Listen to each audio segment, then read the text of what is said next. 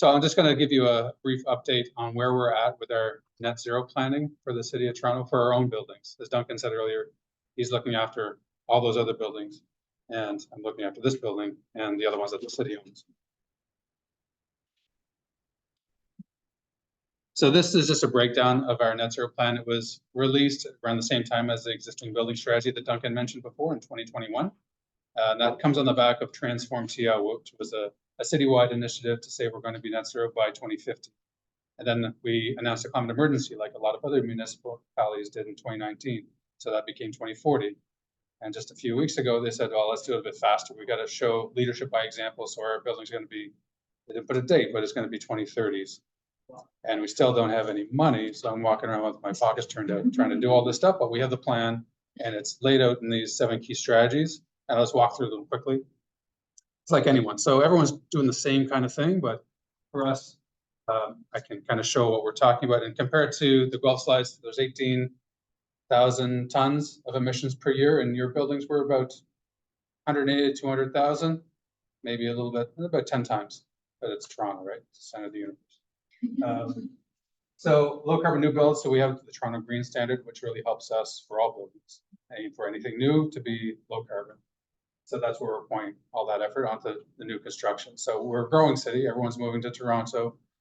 That's coming in from out of the country, or like me, emigrated here from within Canada. So as a growing city, we're going to have new facilities, and they have to be built in this. We put on site renewables wherever we can, and that's been reinforced recently by council saying if you're going to do a re-roofing, investigate and put in solar on the roof wherever possible. So we already have 100 systems, around 8 to 10 megawatts, 8.6 I think megawatts on our own facilities that have been installed over the last 15 years. But we need to put them on all our facilities, and I think we'll get over here to offset renewables and start, instead of buying offsets on a market where they're good or bad quality, we should be looking to invest in places that aren't Toronto for renewables. Invest in a solar farm or wind farm someplace else that we can claim the benefits for instead of buying someone else's offsets. Strategic divestment is we have a lot of buildings that are going to churn out. So we want to be mindful of the buildings that we're going to divest from, either sell, demolish, ideally demolish, because then the emissions go away.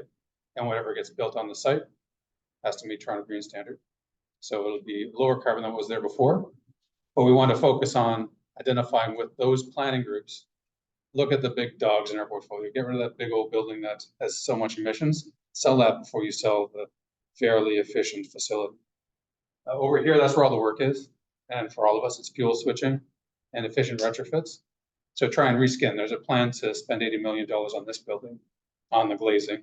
But if we're going to do that, do it with a thought to replacing the 1998, 1993 windows with more modern assembly, and then we can downsize the heating systems in the building. And that's where the fuel switching comes in. We're on steam here, district energy steam. We're looking at a hot water solution, either something we provide ourselves, electric heat, or a hot water solution that Enwave could provide us as well. So that would reduce our emissions drastically in this facility. Even though it's district energy, the steam that we get in Toronto is very high emissions.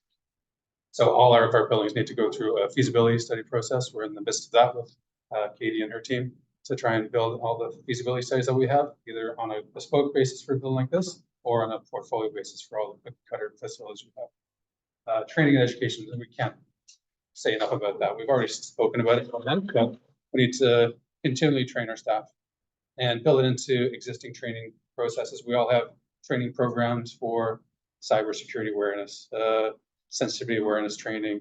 And for the city, we have an online portal where people can go and do it whenever they get around to it or when they're told to do it, and it's easy access. We're going to put our energy efficient system training in there for operators, for project staff, for counselors, for people that are in buildings, tenants. So they get different modules of training? Different levels, but generally it's going to be the same kind of high level information, just to level the playing field. And then we can get more detailed as we go.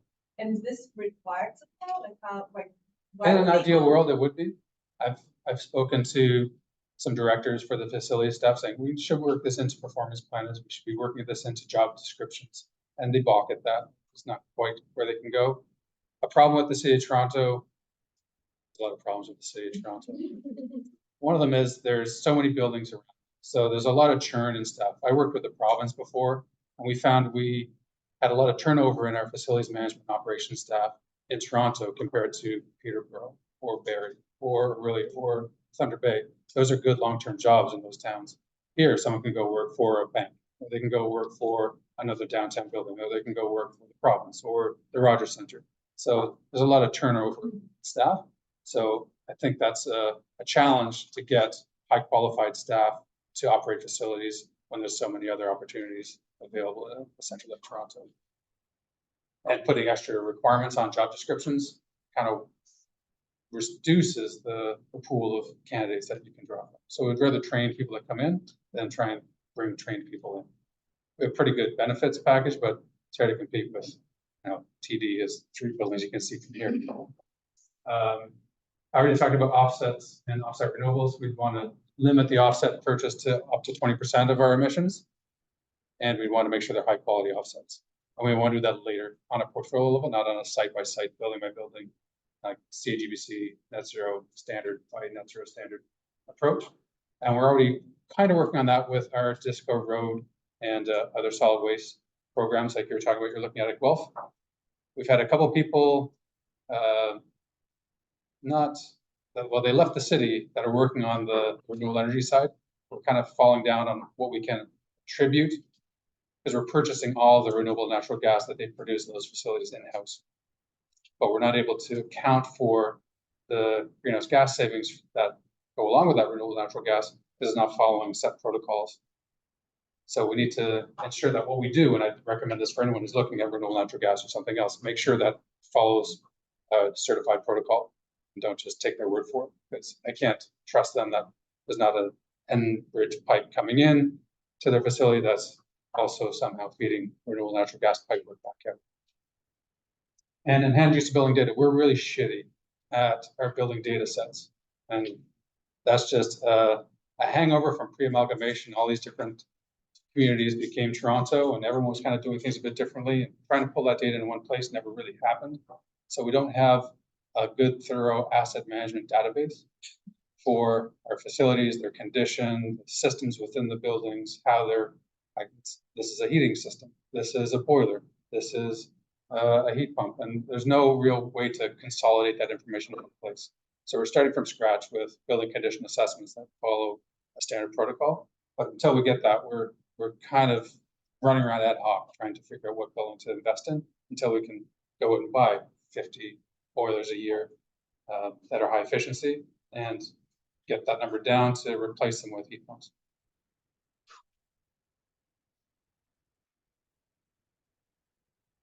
So this is going to happen over time. We're kind of halfway through this. It says 2024, but pandemic happened, kind of slow off the gate. So we want to do the easy stuff first. We got to get better data. We got to divest from buildings and make the planning around those divestments early, and ensure that low carbon new builds are following Toronto Green Standard. Those are all happening. We're integrating with their capital planning process to try and put that on steroids. Make sure that when they look for like replacements with our what we call state of good repair plans, we ensure that we can catch the ones that are coming down the pipeline. Say we have $50,000 for this boiler. Let's take a bit extra money. Find that pool of funds. We have $10 million to discretionarily spend. Let's give them twice as much and put in an air source heat pump or investigate a geofuel. And ideally, we're in a place where we have all that data where we know, okay, this building has a parking lot. That parking lot's up for renewal in the next 10 years. And its boiler is going to have to be replaced in the next 4 years. Let's accelerate the renewal of that parking lot, put a geofuel underneath it and connect it to the building, and also look to do an envelope upgrade at the same time. Hard to do, but if we're going to disrupt buildings, let's disrupt them once instead of 3 or 4 times. So that's where we're trying to get at with that. And investments in the city buildings, that's where we're going to, once we get into the capital planning process, the fuel efficiency and efficiency retrofits, that's half of the savings we have to make, and that's where all the work is in that fuel efficiency and efficiency retrofit bucket. So this shows like the overall tonnage savings that we want to get out of those 7 key areas. It's not so much because we're not going to build too many new buildings. There's only so much you get out of it. All of it's in the fuel efficiency and fuel efficient retrofit side. The total investment is going to be between $2.6 and $4.1 billion for the big B. over the next 16 years now. So it's a lot to do with not much time, but if you scale that with what we had to invest in our portfolio anyway, it's between 20 and 30% more. So as a cost premium, it can be that much, or it can be less if you do it in a strategic way. So we want to be strategic about it, get our foundation right, and then head more towards the 2.6 side of things. This is to accelerate to 2040, by the way. This is the original 2050. It's going to cost more to go in and replace the systems we're putting in now with fossil fuel driven systems. So we just replaced a boiler. We got to go in and replace it in 16 years instead of 30 years. That's going to cost us money because we're not getting the full life cycle out of that investment. So where does the money come from? Anyone? I should be passing hats around at these meetings. So we're looking at things with, and we have looked at things with the Canadian Infrastructure Bank. It's a loan program, not ideal. We have internal loans that kind of parallel that. Our cost to borrow money is a little bit worse than them, but maybe there's something that'll unlock it. So we'd approach the Canadian Infrastructure Bank to do a program because we're big enough to do that. They want to start at $50 million plus to invest in the municipality. So if you went in collectively, you could probably get something out of them, but it'll be a loan. You have to pay it back over time. Getting through the third time's a charm with the green infrastructure funding. I forget what it's called, the Infrastructure Canada funding that comes around for the green economy. So we weren't successful the last 2 rounds. So far, and we're looking okay for a couple of projects on that. But I want to get in front of the green bonds. The City of Toronto issues green bonds from time to time. And that's mainly going towards funding transit projects like the Ontario Line or new buses. But if we can get in front of that to invest in our own facilities, to lead by example, and that's another funding source we could explore. But it's not just about the emissions. That comes with a lot of activity, which creates jobs. So we're looking to, just in our own portfolio investments, reduce those emissions between 114 to 131,000 tons, but also create between 2,000 and 4,000 jobs, but also save $90 million a year once the carbon tax takes hold of utility costs. So it's not a sunk cost. We need to express and keep communicating those options. I think I do have a couple slides just on some of the new construction projects we're doing. Put this together for an architecture group I met with before, and they always like to look at the nice axiometric visions.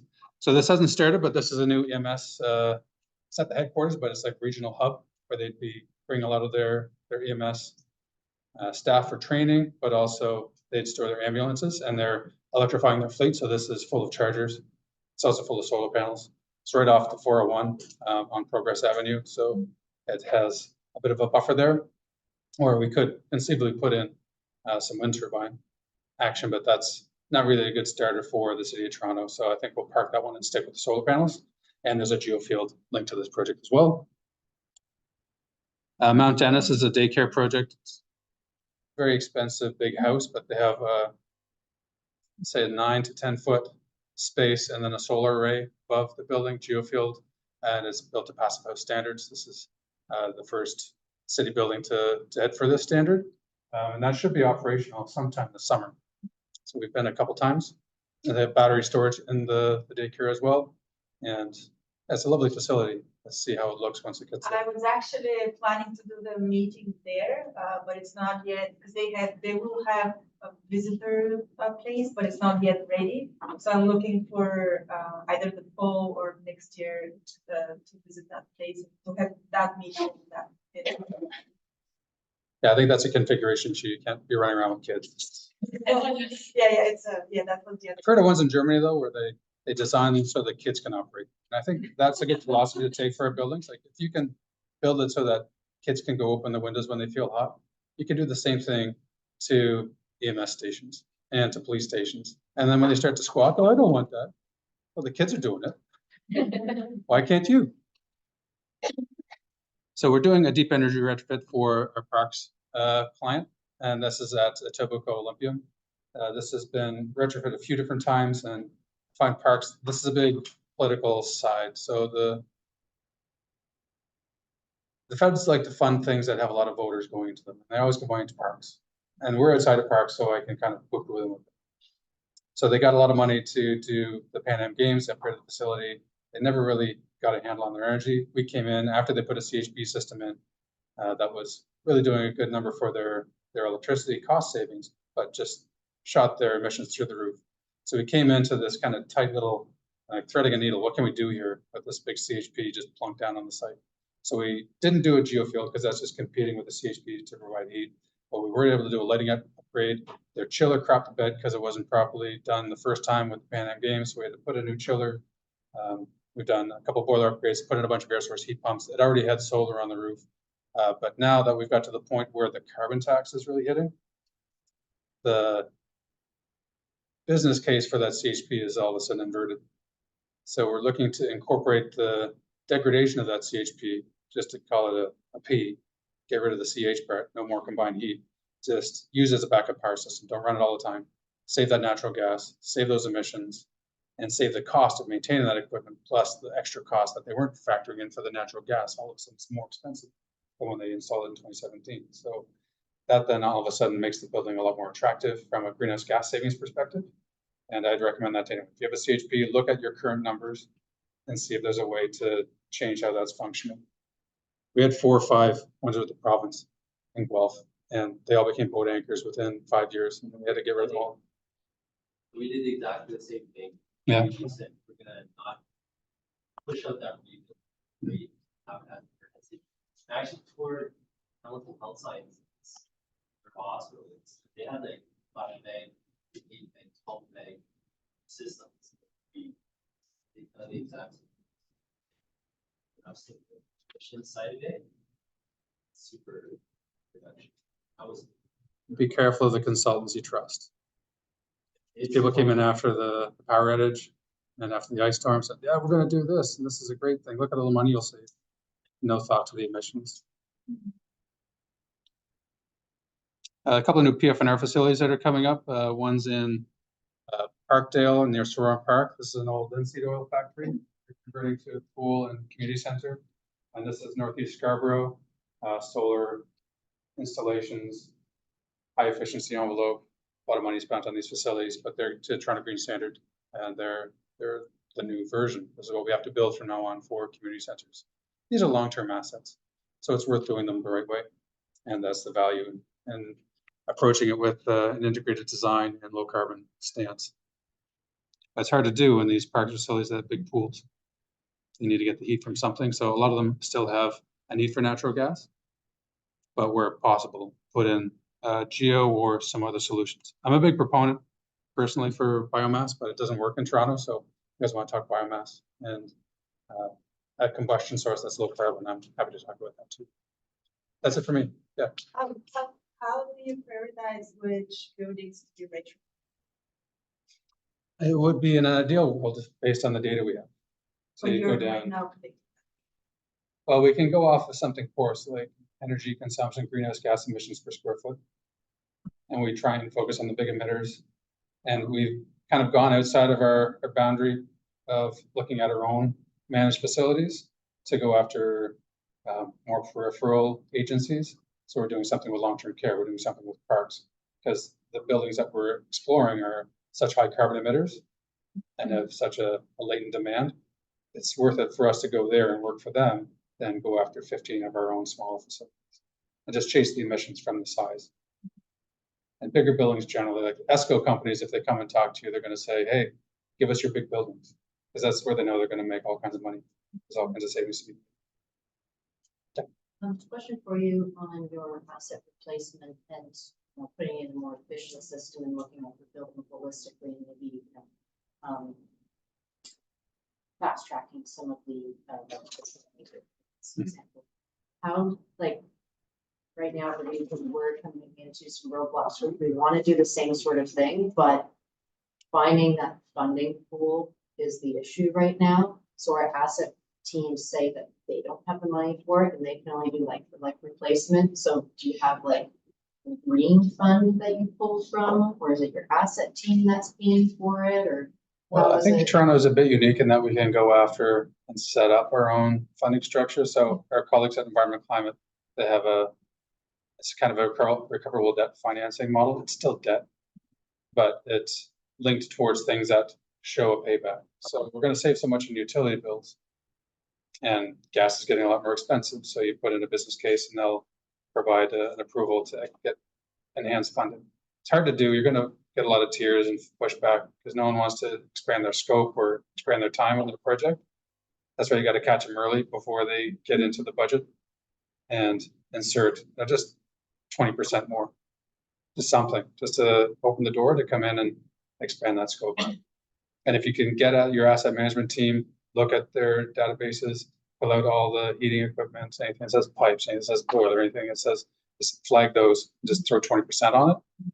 That's a good way to start.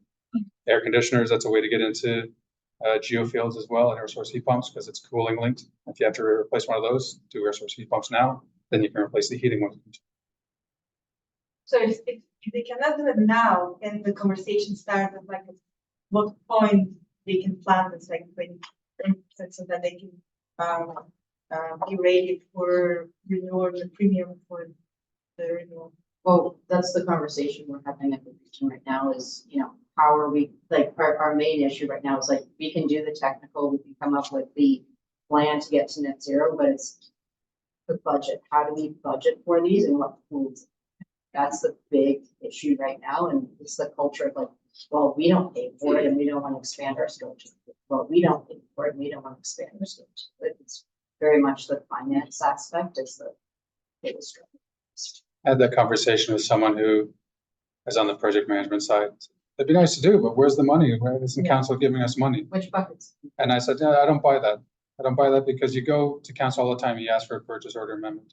You always get extra money in time because you're over budget, especially since the pandemic. So that was the excuse then. This is another rationale to do that. You just don't want to do it because you don't believe in it. Yeah, that's also. So purchase order amendment, try it, see if it works. See if your council is willing to stand up and say, no, I don't believe in this climate change stuff. If you do, then approve it. Yeah. You need to. I think you need to, well, I don't know, it depends on your definition. Having a green fund, pay on that. But I was asked, kind of like a presentation. You're gonna do this, you're gonna do it right. Yeah. So it should come out. Everybody talks about climate. We gotta get some funding up. So, like I mentioned, we have a budget. The way that we play around with that is kind of like it's a slush fund. But that doesn't pay for everything. You first look at other departments and say, okay, how you have this project, we're gonna come into it, we're gonna use it. And then we'll pet projects, that's what we do. Or if we need it on. So it's kind of a balance, but I think it's kind of my version of again, it depends on the position, but we're baking these into the project. Like I said, put that project in the spot. You can find money, change orders have money. So there's money. Every document that goes to council has a little spot at the bottom that says, what is the financial implication of this decision? And they all have that budgetary piece. Now we have a carbon budget that's coming down from the city of Toronto. So there should be another box. What are the carbon implications of this decision? It's like for like, and you're going to have another 20 years of the same emissions, and you lost the opportunity to change it now with extra effort and extra time and headaches and tears and talking to utility. That's part of it. It's the nature of the beast. You got to do it. Otherwise, you're just pissing in the wind. Part of our issues were mainly looking at capital costs and life cycle costs. We're trying to get people to start looking at life cycle because we're not flipping these buildings in 2 years. Yeah. No, they're around. 60 years is our average life. Yeah. So average life of our buildings. We got to look at everything life cycle wise, but that's also. If we don't have that asset management plan that has all those attributes, then we're trying to do feasibility studies and feed that into that system. So the feasibility studies are site by site or portfolio, but those should have the data in there. This is the alternative system. This is how much it costs. This is the delta in the price versus the like for like. And that's somehow connected to that main database so that when it comes up for renewal, either emergency or otherwise, they have the link to the alternative measure. And that's part of the budget briefing note and the initial phase. And if we don't have that, then we're just fighting along the way. Like, oh, you should have done it this way, you should have done that. I've got to get in early. Yeah. One of the biggest opportunities that clients when equipment fails, like, oh, we got to put new equipment in here, let's do low carbon. But I find for building operators, like, we got to get this fixed today. Obviously, there's occupant issues. So do you guys are you actively involved with trying to get in for emergency replacements? Because I find like, oh, I want this heat pump, like that's 12 weeks on the shelf. This one, here's 2 weeks. So do you get any experience with that? We just started in the last year doing a service to our small works team. And they're the ones who get tagged with these emergency replacements. And we come in and make everyone upset. You should really do it this way. Yeah. And here's some extra money. And if you can buy the time, then let's do it this way. So we're kind of doing kind of a Goldilocks approach. Like we'll put in an air source heat pump that has a natural gas feed to not change everything and not really have to upgrade the electrical panels, at least to like get in there for those systems. Suddenly you just gotta let go, the boiler's down, it's the middle of winter, put in a boiler, yeah. But I don't know if your teams are like ours, but it takes so long to even do an emergency repair that you kind of have time to get in there and do something else. Can you have it in stock? Well, that would be nice if we all kind of pooled together. We had a warehouse and we had a bunch of heat pumps all ready to go and a bunch of standard boilers that you could just plug in. And then just rental from each other. You got a pile of boilers? Hey, I got a heat pump. Hey, let's swap. This could be a throw to library. Yeah, a municipal library exchange system for low carbon systems. It started here. Is city exploring any district energy opportunities, maybe like not anyway? Like, are there any? Enwave or Insidious. We used to own them. They used to be owned by the city of Toronto, then Rob Ford. He sold them off. And so a lot of our buildings are on pretty good Enwave contracts for price because we owned them, but now they're getting their money back now. But they're doing the new Etobicoke Civic Center district energy system that's going to be based there, brand new. They've got the contract to do that. There's the new well. If you have time, go check it out. It's a beautiful site. The hot water pipe goes right under this building, so I'm looking to connect to that if it's the right deal for us, can be trusted. So they're the ones that do it in Toronto. To go outside of them for district isn't really there, and district energy has to compete with the big money in Enbridge. So how can you compete with someone who's going to come in and give you a service for free, and then you could rent stuff from them for free? It's really hard to match their price point, so it's hard to do in Toronto. Is anybody exploring maybe like industrial or commercial heat sources? Yeah. Well, Delina did a project that's using the lake. We got a big lake right there, and it's a great thermal mass. So they did a lake-based heat exchange system for a neighborhood center, the waterfront neighborhood center. Another good thing to go look at. So that's an opportunity. It's not linked to any industrial solution, but in a way, it's a common use. Yeah. Questions about funding. Have you ever considered for exploring a opportunity for like a special strategic fund for Kansas to use the same cost safe, whatever it's safe, then I can't use it for future projects? Is it? We've had a hard time doing that. Talk about this kind of. There's two angles to that. There's the money that we're getting from our FIT contracts for solar. We portioned some of that to pay for the loan that went into procuring those solar systems. We're spending a portion of that to maintain those systems. The rest goes into general revenue, just disappears, goes into the big gaping maw of the city of Toronto. And same thing for any utility savings that we'd achieve on a project. We can't create a revolving fund because it just goes into general revenue. They had the same problem with the province. I'm not sure if your municipalities have the same issue, but a revolving fund would be nice. We just find ourselves in a situation that the structure is hard to create and make something new. It's a risk. I have the second question also for emergency replacement, as friend mentioned. Do you have any support or contribute any money to replace it or increase it to like energy efficient measure instead of like placement?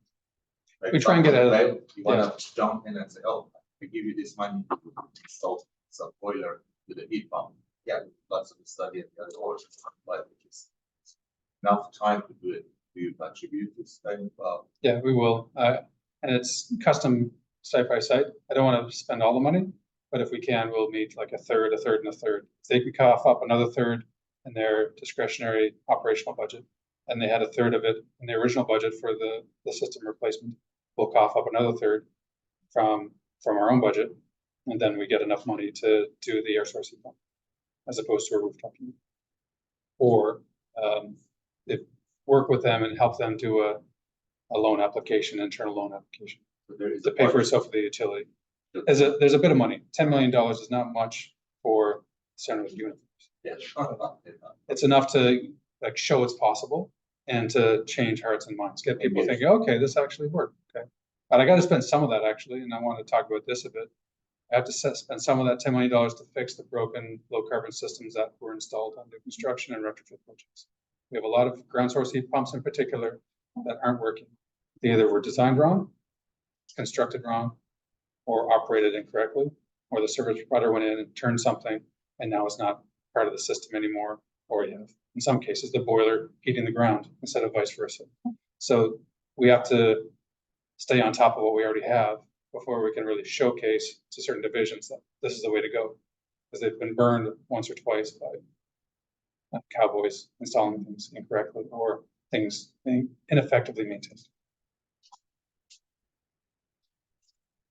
Who's taking the lead on the carbon budget development? Duncan. It's environment and climate and it's citywide, but there is like an accelerated compliance pathway for city-owned facilities and for fleet. And I'm just fighting to say, let fleet show those savings early. We need to save some of that budget for ourselves because a car or a vehicle is 10 years life cycle. We're halfway through a lot of life cycle for a lot of our buildings, and the average age is 60. It takes a long time to turn that ship around. So we need more time. 2040 is a great target. 2030 is a great target. It sharpens the mind. We probably aren't going to achieve it at the current pace for sure. But if we don't catch it, at least we should be on the way to getting there by 2100. This is a lifetime thing, so strap in for the ride. It's going to be a long time. Yep. I'm not sure if you mentioned, how much of your department relies on electricity and just ignore the fact that they're increasing on the grid? And then I guess my question would be, is for all municipalities as well, but trying to be the largest. How much are you sharing information from the ISO, ability to comment and all of that, and then trying to create some sort of like council or higher city representation to push for decarbonization of the grid? How, like, are we just ignoring that in buildings that we're relying on more natural gas? And is there an opportunity for municipalities to really start driving the procurement of electricity?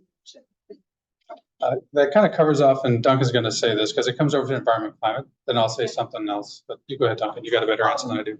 Yeah, so that's part of when I showed kind of my actions. One is advocacy.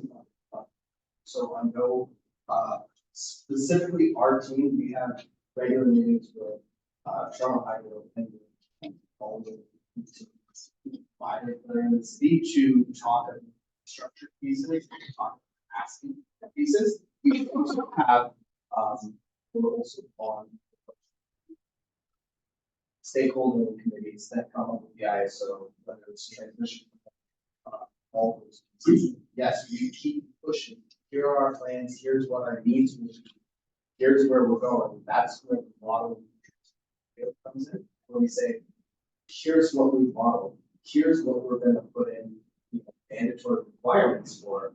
So even if it's not 100% of the way there, 40 is how I'm saying it's a long play. And when you say we, the councilors of City Toronto, is who's the Who is on those committees? yeah, So there's partially it's council, but it's more. It's not me. well, yeah. And Toronto Hydro, like we have Toronto Hydro too, and there's at least one council that sits on the board for Toronto Hydro. Yeah, I think there are 3. But Toronto Hydro board is up. And we've actually, been given back money from our loan from Toronto Hydro, that we get from Toronto Hydro, to create a climate action group. So that team is getting built out right now, there's.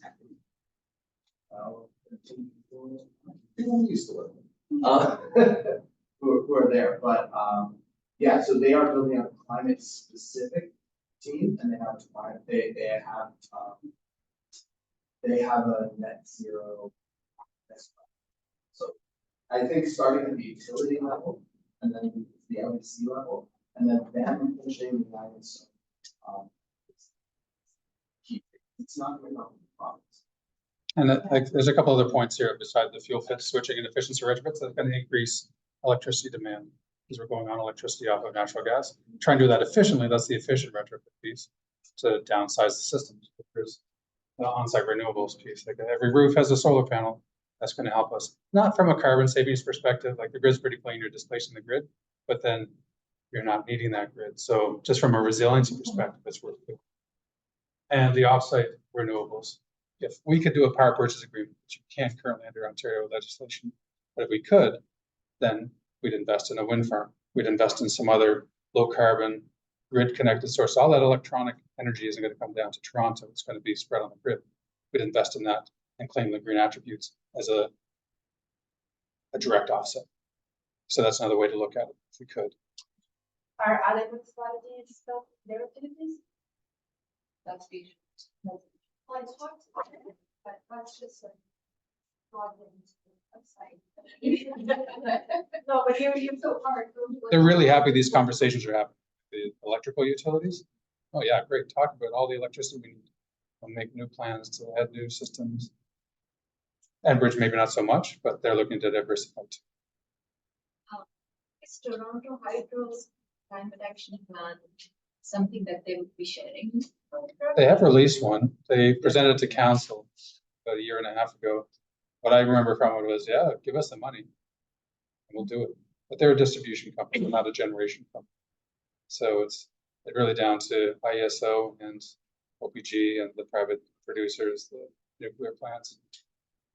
For me, get rid of the moratorium on wind turbines in Lake Ontario. That's where I think we need to go. But an environmentalist may or may not agree with me. I'm an environmentalist that is a bit more pragmatic. I don't care about the people in their sailboats. It's nice to do, but it's not necessary. Electricity is necessary. Yep. If ISO has sort of study or kind of done Yeah. study and they said if they don't spend X amount of billions of dollars to upgrade it, structure it, a potential blackout everyone sacrifices. So I saw that. Yeah, there's actually a really thoughtful and pretty good response from CAP on that I more agree with.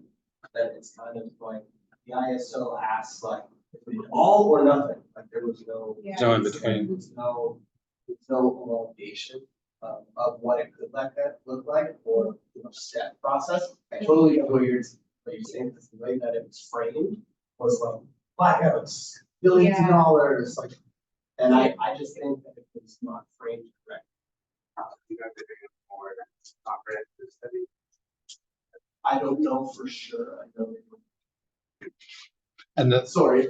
I've heard this from people that have monitored a lot of utility planning, forecasting exercises and modeling exercises over the past 20 years.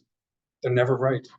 They always think we're going to have so much more electricity need that never really materializes. If you look at all the plans, they go like this, and then here's where we end up. And they go like this, and this is where we end up. The last time we fell for it was when we put all that nuclear, cheap to meter. We're still paying for those. There's a very nice article, I think by Corporate Knights on this. Yeah, Ralph how Curry's we the guy. follow it. We can also share it as.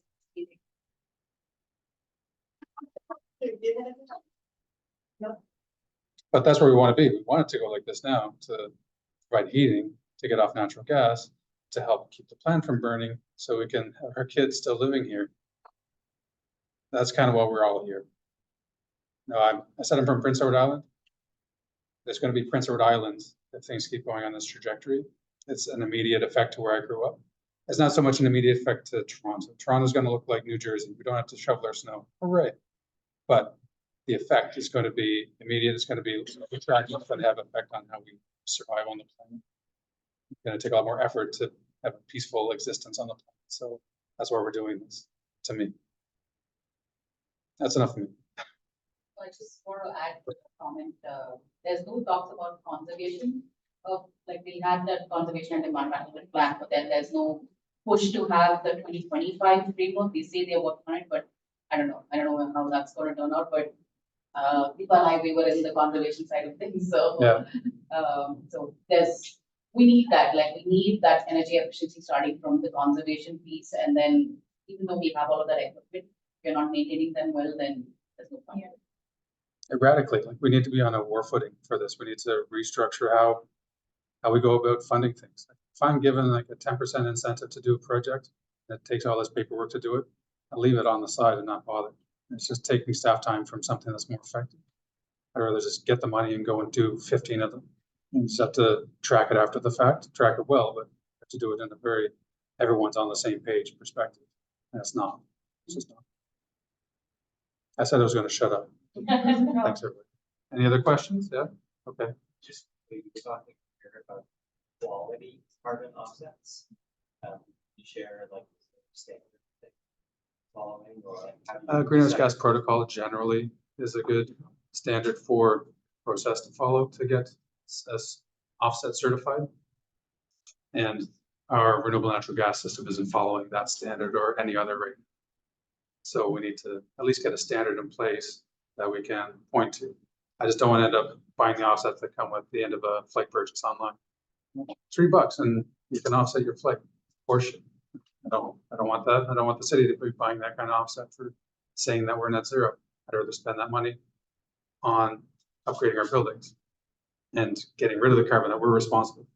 It's the people that have left our waste management team on the renewable natural gas side would make that argument. Why invest in your buildings when you can just give us money to create more renewable natural gas? And that's your offset right there. Don't upgrade your buildings. That's expensive stuff. And our city managers have kind of fallen for that. So it's rather go down that line and create some new solution instead of changing our behavior.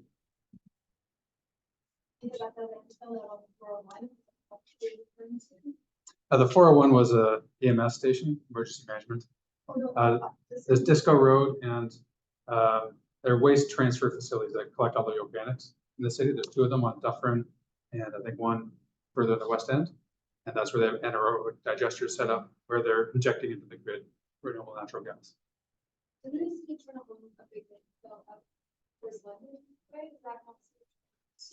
I think that's another one that they want to invest systems into, but that's a future project. We're also sending, we're sending German down at the States. So. Detroit, but area was I'm willing to go by the mountains of garbage freight city. It's just but still. All over the hills and trying to get one. So it's like Policy, you guys have policy with RNG and using it for. Yes. And so that's what you're saying.